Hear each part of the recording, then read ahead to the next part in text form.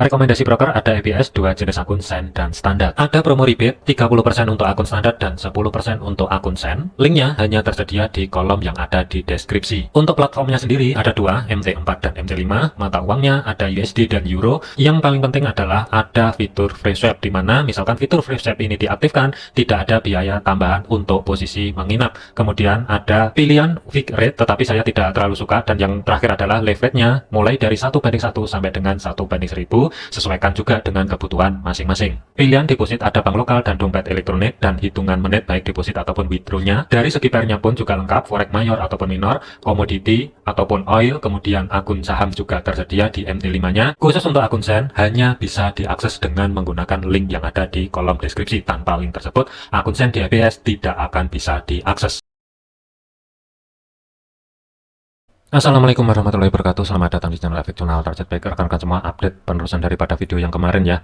Untuk hari ini tanggal 29 sampai dengan besok 30 April 2025, dari segi fundamental yang perlu diwaspadai untuk nanti malam itu ada kepercayaan konsumen dan dari segi GLOT ya. Misalkan untuk kepercayaan konsumen itu nanti rilisnya di atas daripada data yang sebelumnya, waspadai potensi untuk indeks dolar kemungkinan akan menguat ya. Kemudian begitu juga untuk GLOT-nya. Tetapi kalau misalkan kedua data yang akan rilis kurang lebih jam 9 malam nanti waktu Indonesia Barat ternyata di bawah daripada data yang sebelumnya, bisa berpotensi untuk indeks dolar ini kemungkinan akan kedorong ke bawah lebih lanjut ya. Besok ada pagi ada Cina ya yang akan rilis PMI dari segi manufakturnya, kemudian siangnya itu dari PDB zona Euro ya atau Jermannya ini diperkirakan juga ada peningkatan, kemudian indeks harga konsumen berkaitan dengan data inflasi zona Euro ya, nanti akan ada dampaknya dari segi pair yang berhubungan dengan Euro. Untuk malamnya ada ADP, kemudian PDB ini juga akan dirilis dari Amerika, perkiraannya sih ini negatif,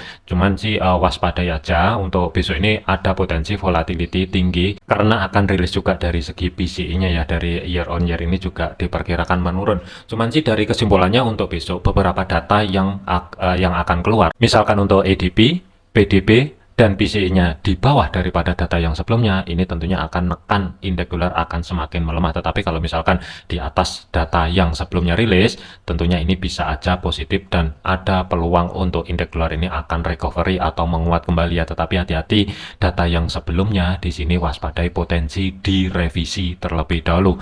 Kalau kita lihatin dari segi teknikalnya, yang akan menjadi fokus untuk malam ini, perjalanan untuk minggu ini di hari Selasa, penurunannya itu kurang lebih pas untuk indeks dolar itu tahan di zona tengah atau sebagai pivot.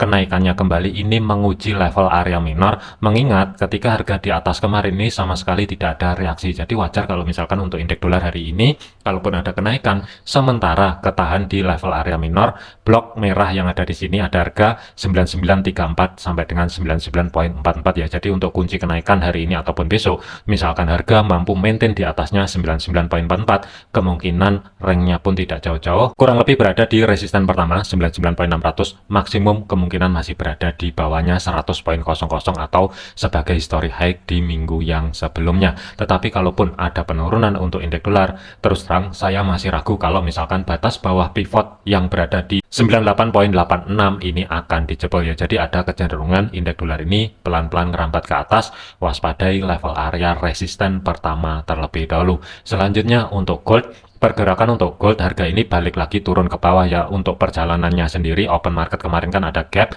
harga turun ke bawah, history low di minggu yang sebelumnya yang berada di 3260-an kurang lebih di sini masih belum mampu di break ke bawah ya, dan harga mendadak bergerak ke atas kembali. Antisipasi yang kemarin pertama adalah level area minor yang berada di 3318 sampai dengan 3330 ya, dan ini sudah saya antisipasi atau sudah saya informasikan di video yang sebelumnya. Ada peluang untuk minggu ini rank area zona tengah atau sebagai pivot ini akan diambil, dan batas bawah pivot di sini yang berada di kisaran 3350-an sudah diambil kemarin malam, dan harga ini kan kedorong ke bawah ya. Jadi untuk zona tengah atau rank area zona tengah sebagai pivot ini sudah memenuhi syarat karena batas bawah pivot dia sudah sempat diambil sebelum harga ini pullback kembali ke bawah. Untuk zona pantaunya sendiri, gold malam ini pantau aja sebagai level kuncinya itu berada di kisaran 3330 sebagai level area minor batas atas. Kalaupun harga mampu maintain kembali di atas level area tersebut untuk hari ini ataupun besok sebelum data-data dari segi Amerika malamnya rilis ya, waspadai bisa aja ini pullback kembali ke atas, nge-retest di batas bawah pivot yang berada di kisaran 3350 kembali, dengan catatan harga mampu maintain di atasnya 3330. Tetapi kalau misalkan bertahan, dan hati-hati ketika harga dari bawah naik ke atas, di sini sudah di retest dan ada bearish engulfing ya. Kalau misalkan ini valid, ada peluang untuk gold kemungkinan akan kedorong ke bawah kembali. Zona pantau terdekat berada di 3300, maksimumnya kemungkinan sedikit berada di atasnya 3260 untuk hari ini. Jadi kesimpulannya untuk gold, selama level kunci yang berada di 3330 ini mampu bertahan, waspadai potensi arah bawah, kurang lebihnya ada harga 3300 dan maksimum kemungkinan sedikit berada di atasnya 3260 malam ini sampai dengan besok sebelum data-data dari Amerika dirilis ya. Ini misalkan sebagai level kunci 3330 ini mampu menahan pergerakan, tetapi kalau misalkan gagal, harga pullback kembali ke atas, ringnya pun terbatas, gambaran saya masih berada di bawahnya 3350. Kemudian untuk Bitcoin, pergerakan untuk Bitcoin kalau kita lihatin ini juga cenderung sideways. Jadi penurunannya di minggu ini itu ketahan di level area minor bagian bawah kurang lebih 92.600-an atau 92.700-an. Ini mampu menahan pergerakan dan harga ini pullback kembali ke atas. Level kunci yang perlu diwaspadai 95.800 atau 95.900-an lah untuk ring areanya. Misalkan harga mampu maintain di atas level area tersebut, baru bisa dikatakan bullish untuk BTC ini akan berlanjut kembali ya. Dan yang mesti diwaspadai sebagai targetnya, kalau misalkan untuk level area SRP ini saya pecah, zona minornya itu ada harga 97.200 sampai dengan 98.000-an. Ini misalkan harga mampu maintain di atasnya historic high di minggu yang sebelumnya. Waspadai zona yang saya blok merah bagian atas di sini sebagai level terdekatnya ya. Tetapi kalaupun harga ini nanti turun kembali ke bawah, hati-hati, kunci penurunannya itu berada di 94.000. Kalau masih tetap berada di atas level area 94.000 untuk hari ini ataupun besok, waspadai potensi Bitcoin ada peluang akan bergerak ke atas ya. Tetapi kalau misalkan dia mampu maintain di bawahnya 94.000, ringnya pun terbatas, penurunannya kemungkinan tidak jauh-jauh di 93.000-an. Jadi ada kecenderungan untuk Bitcoin ini bisa aja pelan-pelan merambat ke atas. Waspadai sebagai level kuncinya berada di 94.000. Kemudian untuk GBP USD, pergerakan untuk GBP USD sendiri itu harga mampu bergerak kembali ke atas tetapi tidak bertahan lama. Dari segi time frame H1 memang kelihatan history high-nya ini sudah di break. Kalau kita lihatin dari segi time frame H4 sudah terkonfirmasi, tetapi harga ini tidak bertahan lama, koreksi kembali ke bawah. Jadi untuk GBP USD next target selanjutnya, kalau misalkan dia mampu menahan pergerakan, misalkan harga ini nanti turun ya, untuk level area SRP-nya ini saya pecah terlebih dahulu, kurang lebihnya ada level area zona yang saya blok merah di sini. Ini sebagai level kunci penurunannya. Misalkan mampu menahan blok merah yang ada di sini dengan batas bawahnya 1.3367, ada peluang untuk GBP USD ini kemungkinan akan bergerak kembali ke atas, tetapi ringnya pun terbatas di antara 1.34200-an kurang lebih ada di situ. Jadi sebagai level kunci GBP USD hari ini ataupun besok, pantau di zona yang saya blok merah di sini ada harga 1.3377 sampai dengan 1.3367. Misalkan mampu menahan pergerakan, ada peluang bisa aja ini kembali ke atas. Next targetnya kemungkinan akan nge-retest di history high di minggu yang sebelumnya. Tapi hati-hati, di kiri di sini juga ada zona supply meskipun sudah pernah di retest. Cuman untuk GBP USD sendiri, misalkan dia break zona yang saya blok merah di sini, ada peluang target selanjutnya, misalkan ada penurunan itu bukan lagi di batas atas pivot, melainkan target selanjutnya itu berada di kisaran 1.3329 sampai dengan 1.3305 sebagai batas bawah pivot. Ini yang akan menjadi next targetnya, misalkan GBP USD kehilangan level area zona yang saya blok merah di sini. Jadi ada potensi Kalau untuk hari ini aman, dia mampu menahan pergerakan, misalkan ada penurunan lebih lanjut dari segi time frame kecil, 1.3367 ini aman, tidak di-break ke bawah, waspadai potensi ini bisa aja lanjut kembali ke atas. Next targetnya kemungkinan sedikit di bawahnya 1.3423. Tetapi kalau misalkan malam ini kehilangan zona yang saya blok merah di sini, next target selanjutnya kurang lebih berada di kisaran level area minimal ada di pivot terlebih dahulu 1.3329, maksimum adalah berada di kisaran batas bawah pivot sebagai level kunci untuk minggu ini ada harga 1.3305. Kemudian untuk Euro USD, pergerakan untuk Euro USD kenaikannya kemarin itu dari zona yang saya blok orange bagian bawah di sini atau dari support ya, itu sudah mencapai zona tengah atau sebagai pivotnya dengan batas bawahnya itu berada di 1.1408. Untuk pivot sendiri itu berada di 1.1444. Jadi untuk minggu ini sudah memenuhi syarat, open marketnya itu berada di support dan harga ini sudah kembali sebagai rumah atau keseimbangan harganya berada di pivotnya, dan ini kan pelan-pelan balik lagi ke dorong ke bawah. Kalau misalkan dari segi time frame H1-nya saya zoom, ketika harga penurunan dari 1.1374 dan kembali ke atas, kurang lebih ini pas sebagai batas bawah pivot ini mampu menahan pergerakan dan harga ini pullback kembali ke bawah. Jadi untuk targetnya ada peluang Euro USD kemungkinan akan kedorong ke bawah, yang akan menjadi target terdekatnya berada di 1.1352, kemudian ada harga tengahnya yang berada di 1.13300, maksimum adalah di history low minggu yang sebelumnya yang berada di 1.1308. Kalau misalkan dijadikan untuk cari ancang-ancang masuk ke market ya, saya lebih prepare persiapan untuk cari ancang-ancang setup sell dengan catatan sebagai level yang berada di 1.1407 minimal H4-nya tidak mampu tutup di atas level area tersebut. Saya lebih prepare cari ancang-ancang setup sell dengan targetnya kurang lebih di antara dua level area 1.13300 dan 1.1308. Cuman sih kalau mau masuk sekarang itu agak sedikit telat karena harga ini ada di tengah-tengah. Tetapi kalau misalkan untuk malam ini ada kesempatan sedikit kedorong ke atas dan ke reject di 1.1408, tentunya untuk menekan risiko yang lebih minim, ini lebih ideal dari segi targetnya, day trade bisa maksimum. Jadi untuk planning saya Euro USD hari ini sampai dengan besok, kurang lebih di sesi Eropa, saya lebih prepare persiapan untuk cari ancang-ancang setup sell untuk day trade-nya, tetapi menunggu mudah-mudahan harga ini ada kesempatan sedikit kedorong ke atas. Kemudian untuk Audi USD, pergerakan untuk Audi USD open market ada di pivot sebagai batas bawah pivot ini sudah terkonfirmasi, dia sudah jebol dan harga ini pullback kembali ke atas,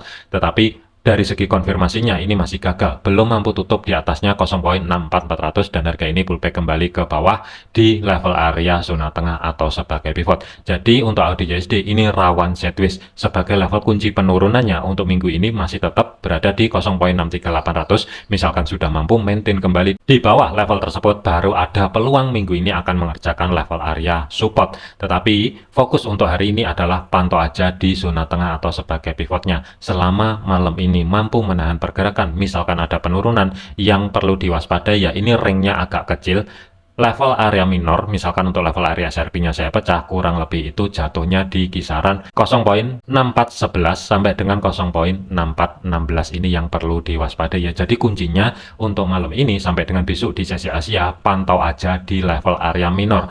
Blok merah yang ada di sini 0.6411 dan 0.6416 kurang lebih. Kalau misalkan gagal minimal H4-nya tutup kembali di atas level area minor, bisa aja untuk Audi USD ini pullback kembali ke bawah. Jadi saya lebih memilih prepare untuk persiapan cari ancang-ancang setup sell. Dua area yang mesti saya pantau malam ini, level area minor dan sedikit di bawahnya resisten pertama weekly. Untuk persiapan cari ancang-ancang setup sell, dari segi targetnya saya lebih prepare batas bawah pivot 0.63800 ini sebagai target untuk TP-nya. Jadi planningnya adalah wait and see, persiapan cari ancang-ancang setup sell.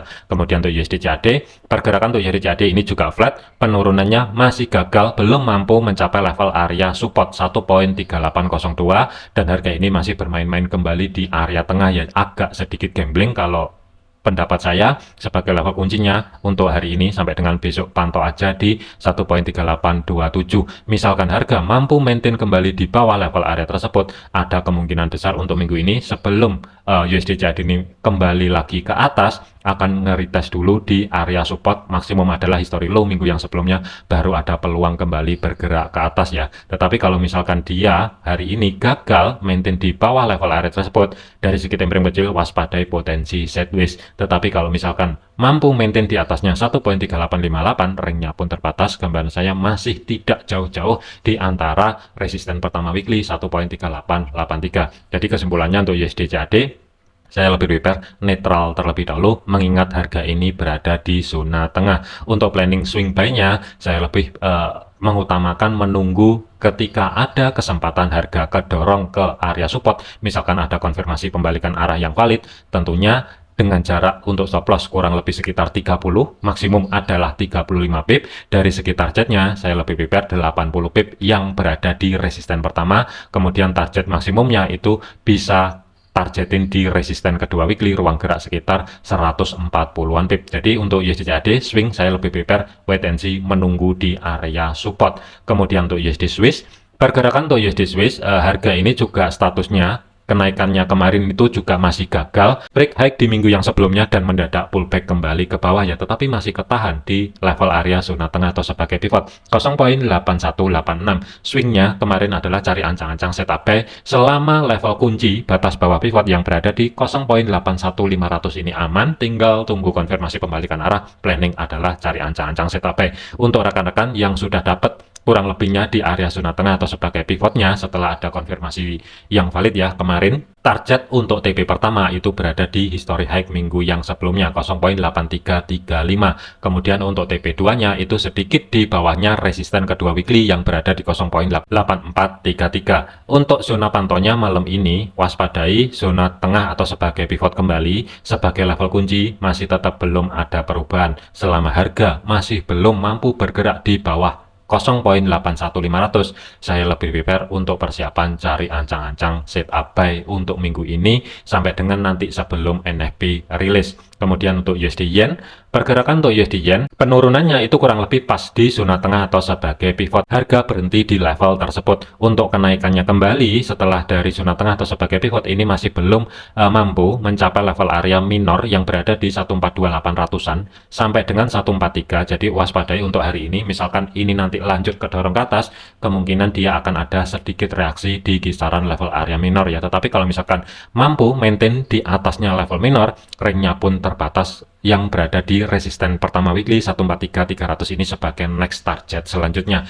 Cuman untuk antisipasinya ada 3 level area yang perlu diwaspadai, 14248, 14195 dan batas bawah pivot berada di 141.43 ya. Jadi dikarenakan harga ini masih berada di tengah-tengah atau di luar area ya, ini lebih enaknya wait and see terlebih dahulu ya. Cuman kalau misalkan ada kesempatan sedikit harga ini kedorong ke bawah kembali, perhatikan zona tengah atau sebagai pivot ini level pertama yang perlu diwaspadai, maksimum adalah berada di 141.43. Selama untuk hari ini ataupun besok USD Yen masih tetap belum mampu bergerak di bawahnya pivot, maksimum adalah batas bawah pivot. Saya lebih prepare persiapan untuk cari ancang-ancang setup buy dengan targetnya 14334 ini sebagai target untuk day trade-nya. Swingnya saya lebih prepare netral terlebih dahulu, masih belum ada posisi untuk swing ya. Jadikan video ini sebagai referensi, jangan dijadikan sebagai patokan. Segala keputusan risiko menjadi tanggung jawab masing-masing. Jangan overload, jangan overtrade, tetap disiplin. Terima kasih, sampai jumpa di video yang selanjutnya. Wassalamualaikum warahmatullahi wabarakatuh.